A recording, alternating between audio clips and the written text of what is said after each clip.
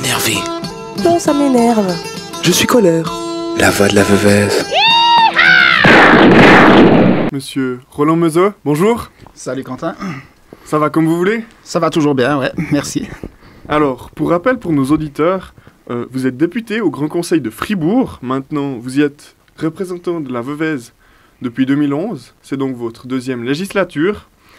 Vous êtes également le deuxième vice-président pour l'année 2017. En 2019, vous serez donc le président du Grand Conseil fribourgeois. Mais bien sûr, nous y reviendrons. Au niveau communal maintenant, au sein de la commune de Châtel-Saint-Denis, vous êtes conseiller général. Ça fait une vingtaine d'années. Pour ces deux fonctions de député et de conseiller général, vous êtes sous la bannière UDC-PAI. Vous êtes d'ailleurs le président de l'UDC Fribourg depuis 2012 maintenant. Mais oui, car il y a un mais, vous allez remettre votre présidence de l'UDC dans le courant du premier semestre 2017. Est-ce que vous avez des changements ou des commentaires à faire par rapport à ce que je viens de dire? Non, si ce n'est que ça fait depuis 10 ans à présent que je suis au Conseil général de Châtel-Saint-Denis et la députation, c'est juste, j'entame ma deuxième législature. Et la présidence cantonale que j'ai remise, je pense qu'on va en revenir tout à l'heure, mais c'est aussi basé sur le choix en fonction de la deuxième vice-présidence cantonale qui amène une certaine neutralité, on va dire, sur les aspects purement politiques. Donc vous êtes au Grand Conseil à Fribourg. Vous faites quoi au sein de ce Grand Conseil? Parce que vous faites que blablater puis rigoler avec vos collègues députés, ou il y a vraiment quelque chose de sérieux qui s'y passe? Alors, il y a quelque chose de sérieux qui s'y passe, mais c'est vrai que lorsqu'on le voit de l'extérieur, mais on le voit aussi au Conseil national, que j'ai eu la chance de visiter plusieurs fois, on a l'impression que ça discute beaucoup et que c'est très indiscipliné. Alors, c'est vrai que c'est très indiscipliné, certains lisent les journaux, et d'autres sont sur leur téléphone portable, mais il y a aussi l'aspect sérieux qui se fait, et beaucoup de travail lors des sessions du Grand Conseil se font en amont, avant le Grand Conseil.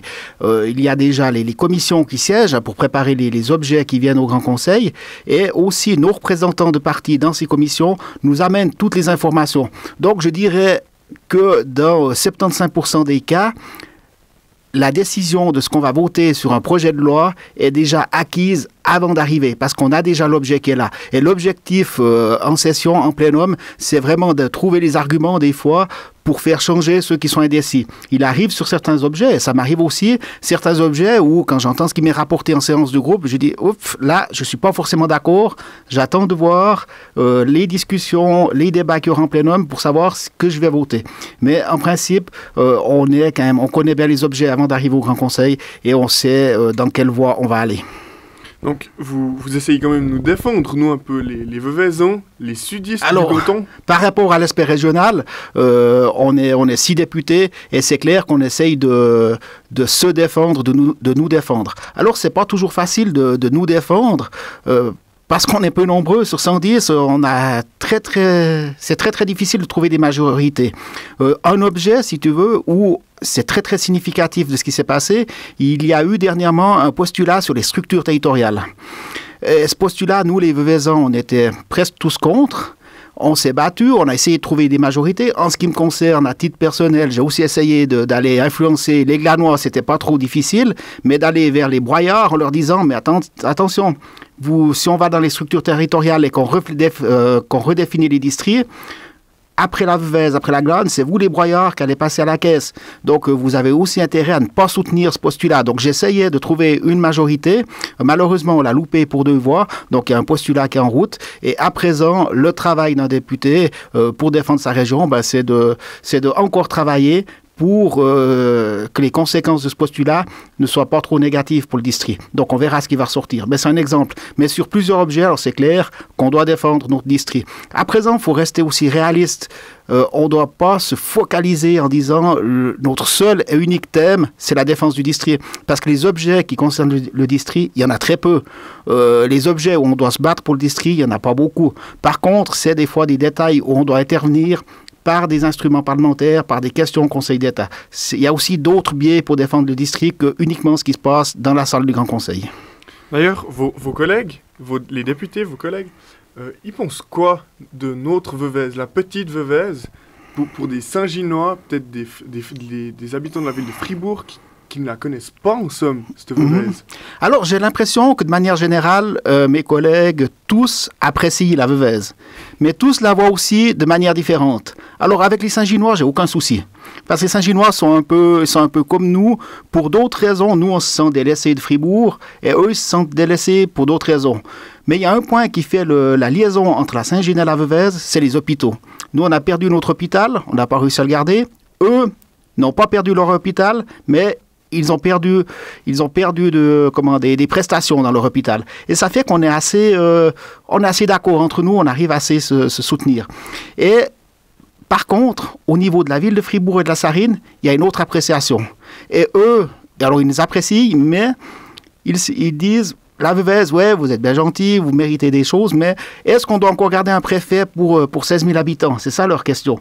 Et de ce côté-là, ils ne sont pas forcément convaincus que le district de la Veuvez doit rester en tant que tel qu'il est à présent. Alors aussi, c'est un de mon travail et des travaux des autres députés veuvezans, c'est de leur dire que même si on est plus petit, on a aussi le droit d'exister, on paye aussi des impôts. Il est clair qu'on a une préfecture, mais avec un district plus petit, la préfecture a des effectifs pour travailler qui sont moins conséquents que ceux de la Sarine. Alors, ça coûte proportionnellement, ça coûte aussi un peu plus cher, mais je crois qu'on a aussi le droit à avoir des prestations qui restent de proximité dans notre district. Vous parliez qu'il y a moins de dossiers en cours pour la Veuvez, pour, j'imagine, une ville de Fribourg, des dossiers que vous devez voter, que vous devez débattre au sein du Grand Conseil. Il y en a actuellement en cours. Vous devez défendre actuellement sur des débats. Alors la Veuvez, j'ai pas comme ça de tête, j'ai pas de dossier qui arrive. Le dernier dossier que j'ai eu la chance, je vais même pas dire de défendre parce qu'il est passé comme une lettre à la poste, mais le dernier dossier qu'on a eu, c'était le crédit pour le subventionnement ici du CO, de la construction du CO de la Veuvez. Et sur ce dossier-là, j'étais président de commission, mais il est passé comme une lettre à la poste. Je crois que c'est le dernier dossier qu'on a eu. Et là de tête, j'ai pas de gros dossiers qui me viennent, si ce n'est la route cantonale qui va passer pour la nouvelle gare qui vient de Remoufens en direction de Châtel. Ce sera un des dossiers qui va arriver l'année prochaine pour le district.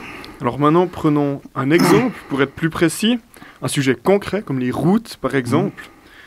Est-ce que vous pensez que assez rapidement, Châtel pourrait revoir son système des routes parce que quand on voit les bouchons qu'il y a le soir au centre-ville vers 17h, on sait qu'en 2020, la population aura augmenté, peut-être 10 000 habitants. Comment est-ce que vous pourriez faire pour revoir ces routes, en fait? Alors là, tu touches un dossier complexe et délicat. La première chose qu'il faut voir, c'est que, comme je l'ai dit tout à l'heure, la route qui vient depuis le sud et qui vient depuis Remoufens va passer sur les bois de Châtel, où il y a la gare actuelle, en gros, si je schématise. Donc cette route-là, je pense qu'elle va se faire. Après, il y a le dossier circulation de la ville même de Châtel, qui est un dossier assez compliqué. Il y a un projet, on en a causé au Conseil général, de faire une déviation par la Pérala et qui monte en direction de la semi-autoroute par la route du Dali. Hein. Le PAD Le Bourg, voilà. En fait. Voilà, ça c'est un projet qui est en route. En ce qui me concerne, je dirais que ça ne me convainc pas, parce que quelque part, on va déplacer les voitures du centre-ville pour les envoyer vers une zone qui est prévue habitée. Donc, il y aura de toute façon, d'un côté ou de l'autre, il y aura des mécontents. Donc, ce n'est pas le dossier qui me plaît le mieux. On verra ce qui va arriver au Conseil général, et notamment suite au crédit d'études qui a été voté pour le pont qui devra desservir cette nouvelle route. Oui, alors... Comme je vous l'ai dit dans votre présentation, vous êtes le deuxième vice-président du Grand Conseil Fribourg. Après seulement, si vous me permettez, 6 ans de présence au sein de ce Grand Conseil, c'est peu, je trouve. Vous avez eu un remède miracle pour devenir ce deuxième président? Alors, je dirais que c'est peu, mais c'est encore plus que ma prédécesseur veuvezane, puisque Gabriel Bourguet, dès la fin de sa première législature, a repris directement la présidence du Grand Conseil. Il n'y a pas de remède miracle. Il y a un tournus qui est établi entre les partis qui sont Grand Conseil. Donc on sait que telle année, ce sera tel parti. Et en ce qui concerne mon parti, donc l'UDC, on devait désigner quelqu'un et ça s'est trouvé que j'étais abordé pour prendre ce poste et que c'est comme ça que j'y suis arrivé. La présidence ne demande pas forcément une expérience confirmée de plusieurs années dans le législatif. C'est quelque part principalement une question de gestion des séances. Et c'est sur ce point-là que ça doit se faire lorsqu'on est président. Et aussi, après, il y a tout ce qui est en parallèle la gestion du bureau du Grand Conseil qui se fait aussi avec les chefs de groupe, avec les scrutateurs et avec le secrétariat général. Donc, l'expérience même de siéger dans un législatif n'est pas forcément un argument prioritaire pour prendre une présidence. Le fait que vous soyez président de l'UDC, ça a peut-être pu vous aider à devenir le représentant de l'UDC au sein de la deuxième vice-présidence? Alors, c'est l'UDC c'est le groupe qui m'a désigné.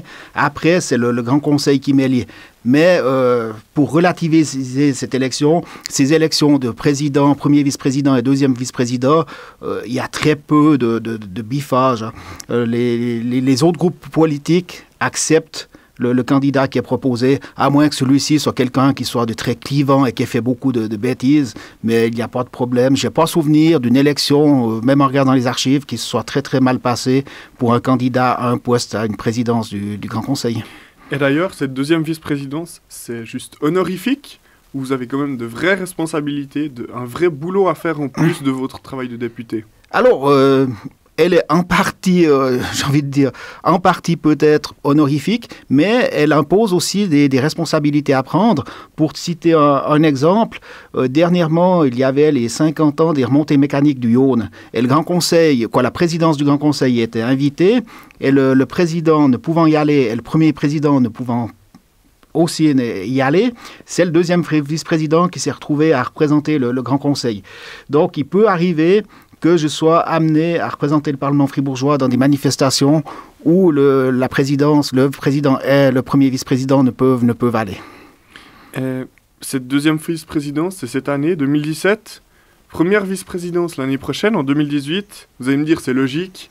En 2019, ce sera vous, le président du législatif cantonal. Vous serez la personne la plus importante de notre canton. Ça vous fait sentir comment? Enfin, vous vous réjouissez, j'imagine, mais... Je vais peut-être corriger, la plus importante, je pense pas. Je dirais que j'aurais le titre honorifique d'être le premier citoyen du canton, c'est comme ça qu'on l'appelle, mais c'est clair que c'est aussi une fierté d'arriver à cette présidence, et c'est aussi une fierté pour mon district et pour ma commune. On l'a dit, je l'ai dit tout à l'heure, Gabrielle Bourguet a été présidente en 2012. 7 ans après elle, j'aurai la chance de reprendre ça, et aussi pour ma commune, ça fera plus de, sauf erreur, 27 ans après Rosemarie Ducrot, qui était la dernière châtelloise présidente du Grand Conseil fribourgeois. Donc c'est aussi une fierté de représenter mon district, les communes du district et ma commune. Donc être le président, ça comportera bien plus de responsabilités que vous en avez déjà maintenant. Vous allez diriger les débats au sein de ce Grand Conseil quand vous serez en session. Vous en aurez d'autres, des responsabilités, j'imagine. Alors, tout à fait. Alors, il y a les responsabilités de la représentation dans tout le canton. C'est en discutant avec les anciens présidents qui ont siégé, qui ont eu ce poste, ça représente à peu près entre 150 et 180 représentations par année. Ça va des assemblées comme des assemblées des pêcheurs, les assemblées des sapeurs-pompiers, des associations. C'est une quantité de représentations où on doit aller. Vous avez déjà réfléchi à ce que vous voulez faire pour laisser votre trace au sein de cette présidence? Il y a quelque chose que vous aimeriez faire en particulier pour montrer que c'était vous, cette année-là, le président?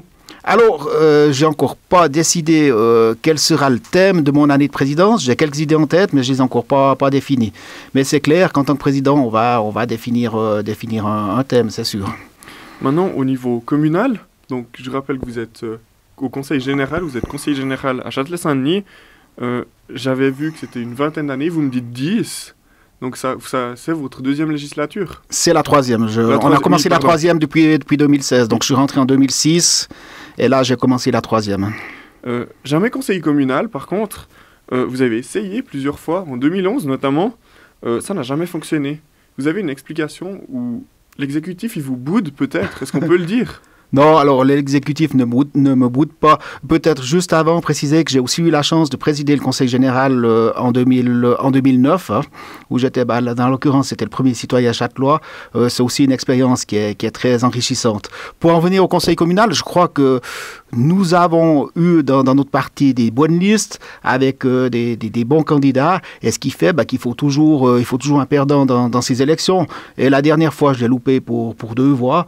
Pour moi, ce n'était pas une catastrophe. Après, peut-être qu'à Châtel, je souffrais, à présent un peu moins, mais à Châtel, je souffrais d'un handicap.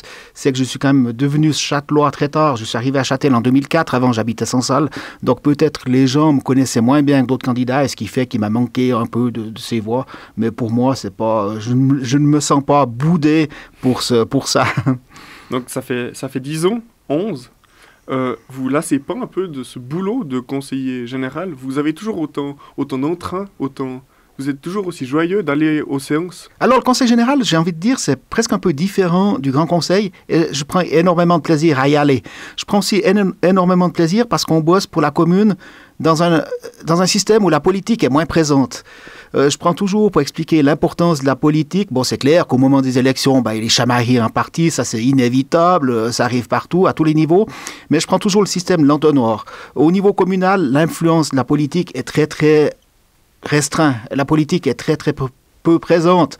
Si tu viens regarder un débat au Conseil général à Châtel, tu ne pourras pas dire celui-ci il est socialiste, celui-ci il est UDC, parce qu'on bosse pour le bien de la commune. Et c'est rare qu'il y ait vraiment des divergences énormes.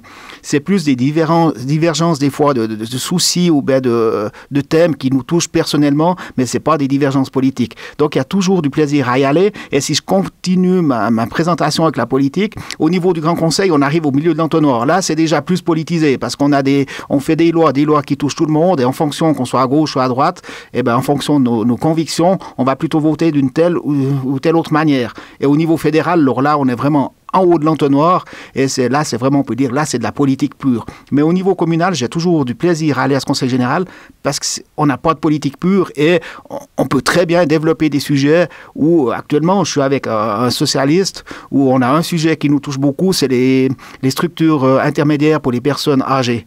Et là, on est tout à fait d'accord. Donc, il y a au niveau communal, une fois les élections passées, j'ai envie de dire, la politique, elle est très peu présente. Donc, elle est très peu présente au Grand Conseil un peu plus, mais vous êtes quand même un UDC PAI. C'était une évidence pour vous, à vos débuts en politique? Alors, pour moi, c'était une évidence de me retrouver à droite de par mes convictions. Et il est vrai que je me retrouve aussi dans les thèmes de l'UDC. Pourquoi pas un bon gauchiste? Pourquoi pas un socialiste? Pourtant, il y a sûrement des débats, des lois sur lesquelles vous êtes peut-être proche.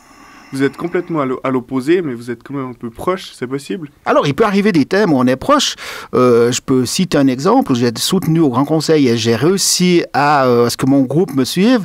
C'était pour soutenir justement un député socialiste qui avait déposé un postulat sur les structures intermédiaires. Et ce postulat, le Conseil d'État voulait le traiter hors délai qu'ils avaient pour rendre réponse. Et là, avec le groupe UDC, a soutenu le groupe socialiste pour que ce postulat soit traité dans les délais. Bon, à la fin, ça avait pas été traité dans les délais, vu que c'était venu dans le fameux paquet Senior Plus, mais c'est un exemple typique où on peut se retrouver d'accord sur certains thèmes. À vos débuts en politique, vous étiez, entre guillemets, un simple membre de l'UDC. Vous êtes maintenant le président de l'UDC Fribourg depuis 2012. Vous avez gravi les échelons de cette UDC Fribourg année après année. Vous le vivez comment, ce boulot de président cantonal? Alors, ce boulot de président cantonal, c'est un boulot qui est fantastique, qui est vraiment fantastique, qui nous permet de rencontrer beaucoup de monde, beaucoup de personnes influentes du monde politique, de tout parti.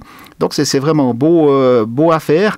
Par contre, c'est astreignant et c'est quelque chose qui demande beaucoup de disponibilité et notamment des disponibilités pour répondre à la presse. C'est peut-être ça qui est le plus dur. En tant que président cantonal, on est des miliciens, mais les questions des journalistes arrivent et il faut y répondre. Et j'ai une anecdote là-dessus pour dire des fois qu'on peut être embarrassé. Une fois, j'ai reçu un téléphone d'un journaliste qui me dit « Qu'est-ce que vous pensez du projet de loi sur la médecine dentaire scolaire ?» Alors j'avais été très mal pris, je savais même pas que le Conseil d'État l'avait mis en consultation la veille ou le jour même. Et là c'est clair, alors par contre on feinte, on dit écoutez, je suis occupé, il faut que je regarde, et puis on va vite chercher les renseignements vers un député qui connaît l'objet, puis après on rappelle le journaliste en disant qu'à présent je suis libre, puis je peux vous répondre, mais en réalité on est obligé de tricher un peu, parce que la disponibilité, faut l'avoir, mais il faut aussi connaître le sujet. C'est un peu difficile. Par contre, l'avantage en étant un président cantonal et député, c'est qu'on peut facilement répondre sur tous les thèmes, même les thèmes où on n'est pas forcément des spécialistes. On peut répondre parce qu'on a traité l'objet au Grand Conseil et on a encore la ligne directrice de l'objet. Donc c'est plus facile pour un président cantonal député que pour un qui n'est pas député. Donc président depuis l'an 2012, vous allez arrêter cette présidence. Pourquoi? Pour quelle raison? Alors, il y a deux raisons, je veux dire. La première, c'est que ça prend aussi beaucoup de temps. J'aurais fait mon mandat de 5 ans et j'estime que c'est assez, j'ai assez donné. Et je suis aussi fatigué parce que ça prend du temps. Et la deuxième raison, c'est l'accession à la deuxième vice-présidence. On a abordé un peu le sujet tout à l'heure. Un président du Grand Conseil, un premier vice-président, un deuxième vice-président, il ne peut plus être très incisif sur les objets. Il y a des objets qui sont difficiles à traiter et le président du Grand Conseil représente tous les Fribourgeois. Donc ce n'est pas son rôle d'aller de manière virulente défendre les thèmes de son parti politique. Et en ce qui me concerne, étant dans l'UDC, on sait qu'on a des thèmes des fois qui ne sont pas forcément faciles à défendre et qui demandent de l'énergie. Et ce n'est pas le rôle du président d'aller vraiment se mettre dans les débats sur les thèmes politiques. Son rôle, c'est plus de rester neutre et c'est comme ça que je le conçois en tout cas. La décision, elle était dure à prendre ou c'est dur et compliqué avec une longue réflexion ou c'était un choix qui était entre guillemets déjà fait? Non, alors c'était un choix qui était fait parce que je savais que j'allais arrêter. Si on prend pour donner un peu l'idée générale des activités qu'on a eues et du temps que ça prend. Depuis 2012 que je suis président à 2015, on a lancé 2 initiatives populaires qu'on a fait aboutir. Donc des initiatives populaires, c'est un sacré boulot. Il faut aller chercher les signatures, il faut déjà préparer le dossier, chercher les signatures, et ça, il faut motiver les gens pour aller chercher ces signatures, et ça a ensuite déposé. Donc en 3 ans, on en a fait 2, c'est déjà beaucoup. Et ensuite, depuis 2015, les élections sont succédées à un rythme énorme. En 2015, début 2015, on prépare les élections fédérales de fin 2015. En 2016, on a, début 2016, les élections cantonales qui demandent aussi du boulot. Et en parallèle, on prépare encore les élections communales. Et en parallèle, on prépare encore les élections cantonales de la fin de l'année 2016. Donc, c'est quasiment 2 ans où on est à 100% dans le job. Et suite à tout ce que ça demande comme énergie, je savais de toute façon que j'allais pas solliciter un deuxième mandat. Donc, ça n'a pas été difficile de dire non. Donc 6 ans de présidence, vous pensez avoir eu un gros impact sur la politique cantonale et sur l'organisation de l'UDC?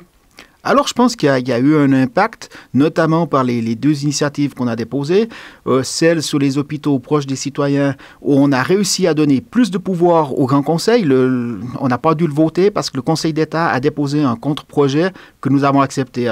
Donc, il y avait un contre-projet qui a été accepté par le Grand Conseil, et le Grand Conseil a obtenu plus de pouvoir sur la gestion des hôpitaux. Il peut se prononcer sur les hôpitaux. Et le deuxième impact qu'on a eu, c'est la fameuse initiative sur le Centre Islam et Société, où on a été débouté dernièrement par le tribunal fédéral, mais politiquement, c'est une initiative qui a quand même eu un certain poids, vu que c'est un sujet qui marque quand même les gens, qu'on soit pour ou contre, chacun est libre d'avoir son opinion, mais sur ce sujet-là, on a été présent et je pense que ça a quand même laissé une trace. Au cours de votre présidence, si vous devez retenir une chose, et seulement une seule, c'est quoi? C'est laquelle? J'ai envie de répondre 2, mais la principale, je dirais, c'est d'aller rencontrer ces gens dans tous les districts du canton. Et toujours d'être bien accueilli, c'est ces gens, voire même ces inconnus qui m'abordent dans la rue. J'ai jamais été insulté, certains ne sont pas d'accord, mais j'ai jamais insulté et c'est très enrichissant. Donc de rencontrer les gens, et je vais en citer une deuxième aussi qui m'a vraiment fait plaisir, c'est que j'ai eu la chance de suivre de l'intérieur toute la procédure d'accession de Guy Parmelin au Conseil fédéral.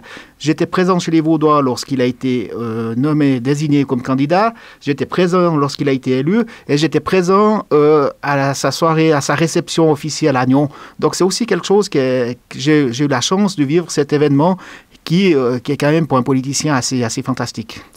C'est un ami à vous, Guy Parmelin? Alors tout à fait, là j'ai aussi une anecdote, c'est que lors des élections 2013, l'élection 2013, les dernières élections fédérales 2015, je me suis retrouvé dans sa cuisine pour préparer, je devais débattre sur la société, notamment sur l'AVS. Et lui, il connaît très bien les dossiers de l'AVS. Et je m'étais retrouvé en octobre, je crois que c'était avant les élections, dans sa cuisine pour préparer ce débat. Donc voilà. Et on voit que c'est des gens, des simples personnes, peuvent arriver aussi au Conseil fédéral. La bannière UDC vous a rapproché, ou le fait aussi d'être roman? Il est vaudois, vous êtes fribourgeois, ça vous a rapproché, c'est clair qu'à l'UDC, il y a tellement peu d'élus nationaux romans, hein, qu'on les connaît tous, que je les tutoie tous. Et il y en a certains avec qui on a un meilleur feeling.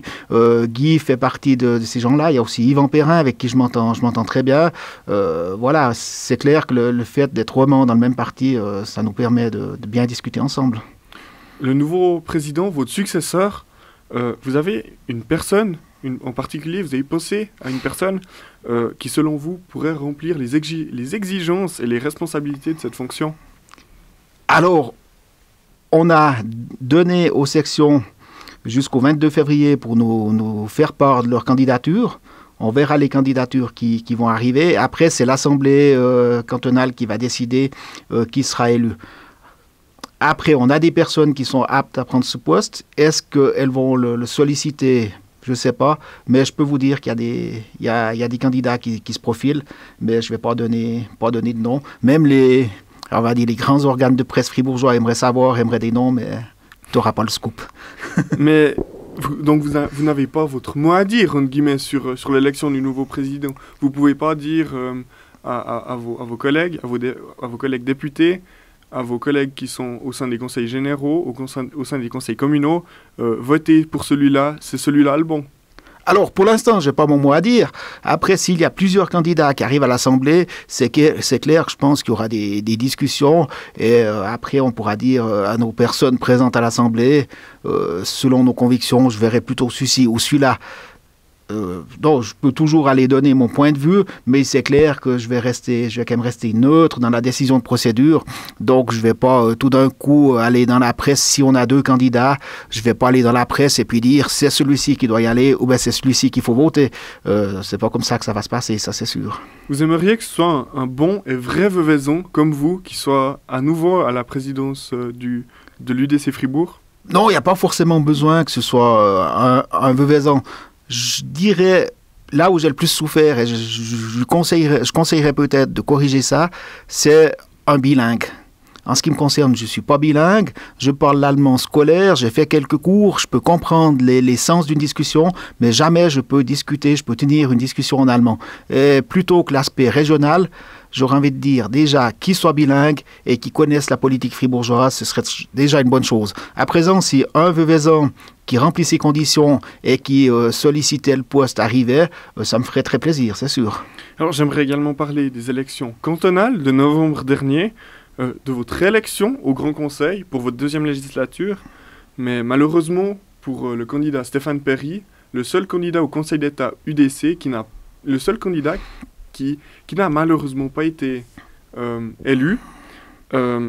Pourtant, tous les membres de l'entente bourgeoise ont été élus au premier tour. Il a dû attendre le deuxième tour. Il n'a toujours pas été élu. Vous en pensez quoi? Enfin, c'est normal pour vous? Alors, on avait une liste de 6, 4 ont été élus. C'est vrai que Stéphane Perry et Peter Wüthrich, le deuxième radical, n'ont pas été élus. C'était cette configuration de l'entente, c'était la première fois qu'elle arrivait.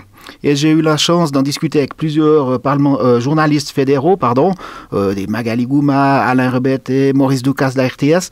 Personne ne savait ce qui allait se passer avec cette entente de droite, vu que c'était la première fois. Donc, on a joué le jeu d'aller à fond dans cette entente en se disant, on verra bien ce qui arrive. Alors, je dirais, ça s'est très bien passé. L'entente a fonctionné, pas totalement, mais elle a fonctionné. 4 élus de droite au premier tour. On s'est retrouvé avec Stéphane Perry qui était là au deuxième tour contre 3 de la gauche. C'était quelque chose qui était très difficile. À présent, les raisons de cet échec, à mon avis, c'est clair, c'est qu'on n'a pas encore, du côté notamment du PDC, le 100% des électeurs PDC qui sont prêts à voter UDC. On l'a vu dans la répartition des listes, il y a quasiment un tiers qui ne vote pas pour l'UDC. Et au deuxième tour, on a encore eu l'impact où les radicaux ne se sont pas forcément mobilisés pour notre candidat, vu qu'ils étaient un peu touchés du fait que Peter Wüthrich n'était pas présent au deuxième tour. Je ne vais pas donner des explications compliquées, mais c'était prévu qu'il ne devait pas être présent au deuxième tour dans les documents qu'on avait signés. Après, j'ai envie de dire, ça s'est presque trop bien passé au premier tour, ce qui a été la cause je pense, d'une partie de notre échec. Mais je ne vais pas tirer à boulet rouge sur l'entente, parce que c'est quelque chose de nouveau et on a été jusqu'où il fallait. À présent, on doit tirer les enseignements, puis on verra ce qui se passe. Et le dernier point négatif qu'on a eu, les trois partis de droite, c'est qu'on n'avait pas de femmes sur cette liste. Et ça aurait été bien si on avait pu mettre une dame sur la liste. Mais voilà. Peut-être aussi un manque d'expérience de M. Perry. Il est jeune, il a une quarantaine d'années. Peut-être ce manque d'expérience. Non, alors je ne crois pas qu'on peut lui mettre un manque d'expérience parce qu'il il fait sa 4e législature comme député. Il est rentré 5 ans avant moi. Et il est aussi un membre très influent de la commission Finances et Gestion. Donc il connaît bien les dossiers, il connaît bien les dossiers financiers, il connaît bien l'économie. C'est clair, il faut bien arriver une fois. Si on prend Marie Garnier, elle était conseillère communale à Villers-sur-Glâne et elle arrivait conseillère d'État. D'autres comme Anne-Claude Demer, il y a tous les chemins qui arrivent. Donc je pense qu'il aurait aussi pu apprendre comme tout le monde, qu'elle avait les compétences pour y aller. À présent, peut-être, je pourrais ajouter d'un côté, aussi, cette élection prouve que le citoyen a toujours le dernier mot. Ici, on en a peut-être un peu fait les frais, mais c'est clair que le citoyen décide toujours en son âme et conscience, et c'est peut-être un bon côté de la politique, c'est que malgré tout, les partis n'ont pas à aller dicter aux citoyens comment voter. Alors, pour le deuxième tour, le 27 novembre, l'UDC avait fait un carton, enfin l'UDC, l'entente bourgeoise avait fait un carton pour le premier tour, les socialistes et les gauchistes, la gauche fait un carton au deuxième tour. L'UDC, toujours boudé, ça fait depuis le 7 décembre 1986 et l'élection de M. Raphaël Rima que l'UDC n'est plus présente au Conseil d'État. Il nous boude, le peuple fribourgeois boude l'UDC en somme. Alors, je dirais que l'UDC a de la peine de rentrer au Conseil d'État avec le système majoritaire. C'est dans tous les cantons, c'est comme ça, même à Saint-Gall, où ils ont un pourcentage énorme, ils n'arrivent pas à y rentrer au système majoritaire. On verra ce qui va se passer prochainement sur Vaud avec M. Nicolet, s'il va réussir à y rentrer. Mais c'est un état de fait qu'on n'arrive pas à rentrer avec ce système majoritaire. À présent, est-ce qu'on peut dire qu'on nous boude? Je pense pas, mais on n'a pas la majorité pour y aller.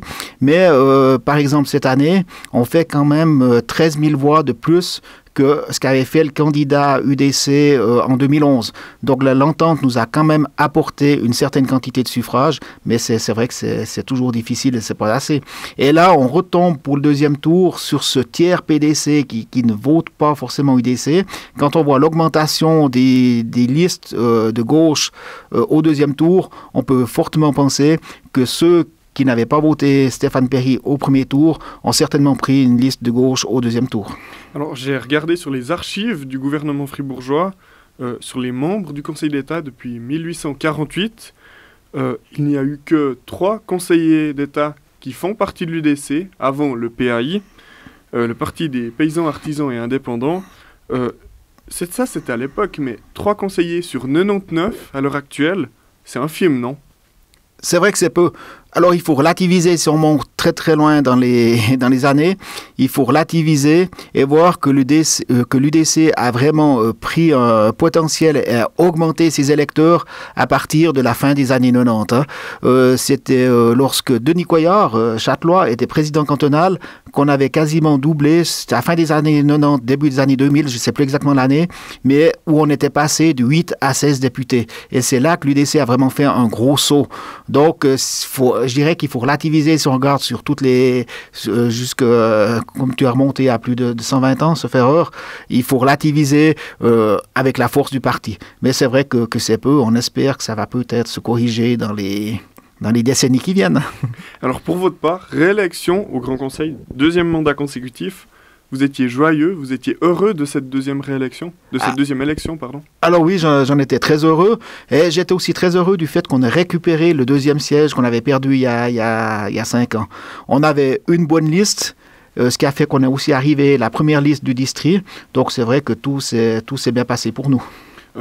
Vous saviez déjà que vous aviez votre place qui était assurée ou pas du tout? Non, alors honnêtement, avec la liste qu'on avait, je savais que ce ne serait pas facile d'y arriver. Je dois avouer que j'avais même un peu de soucis. À ma foi, c'est la loi lorsqu'on va dans une élection, on n'est pas sûr de sortir. Mais là, on avait une très bonne liste et j'avoue que j'étais un peu inquiet aussi. Et si ça n'avait pas fonctionné, si le peuple fribourgeois, si le peuple veuvaison n'avait plus envie de vous voir au législatif cantonal, ça vous aurait fait quoi? Alors c'est clair que ça aurait été une déception, mais je dis toujours faut relativiser ce qui se passe en politique. C'est pas parce qu'une personne n'est pas élue ou réélue que la terre va arrêter de tourner. Après il y a aussi on a assez d'occupations. En tant qu'indépendant, c'est vrai que j'ai aussi une entreprise à faire tourner. Donc, je serais resté conseiller général à Châtel, j'aurais fait tourner mon entreprise et puis tout le monde aurait continué à vivre normalement, même si Roland Mzeux n'était pas député. La terre ne se serait pas arrêtée de tourner. Alors, pour terminer, quel est votre avenir en politique? Un souhait particulier? Il y a, par exemple, des élections pour le Conseil national et le Conseil des États en 2019. Le gouvernement fribourgeois va être renouvelé en 2021. C'est la même chose pour le gouvernement châtelois. Un souhait particulier, un objectif? Alors, oui, des objectifs, je dirais, pour moi, mon objectif reste principalement la députation. Au niveau de mandat d'exécutif cantonal, je l'ai déjà dit plusieurs fois, ça ne m'intéresse pas du tout, donc je ne serai de toute façon pas candidat à l'exécutif cantonal. Et à l'exécutif communal non plus, je crois qu'il y aura d'autres personnes qui vont arriver. Le mandat de conseiller général me suffira, et puis je vais certainement, on ne doit jamais dire jamais, mais certainement pas briguer un mandat à l'exécutif communal non plus. Après, les élections nationales, ça peut être encore intéressant d'y participer une fois. On sait, vous ne savez pas, mais je le dis, c'est que mon parti politique voudrait que je sois candidat en 2019 en raison de la fonction de la présidence du Grand Conseil, ce qui fait que avec la visibilité, ça peut amener du poids à la liste. Mais ça, c'est de la musique d'avenir, donc on verra. Roland Mzeux, merci infiniment. J'ai eu un immense plaisir à préparer cette interview et j'ai également eu un immense plaisir à vous interviewer aujourd'hui. Merci beaucoup. Et merci à vous pour m'avoir fait venir. C'est aussi avec un immense plaisir que j'ai découvert les studios de NRV. Et tout de bon à votre radio. Merci, alors bonne chance à vous pour la suite, pour votre carrière, que ce soit au niveau communal, cantonal, voire peut-être même fédéral. Je vous souhaite une bonne fin de journée et à très vite sur les ondes de Radio NRV. Merci beaucoup. Merci.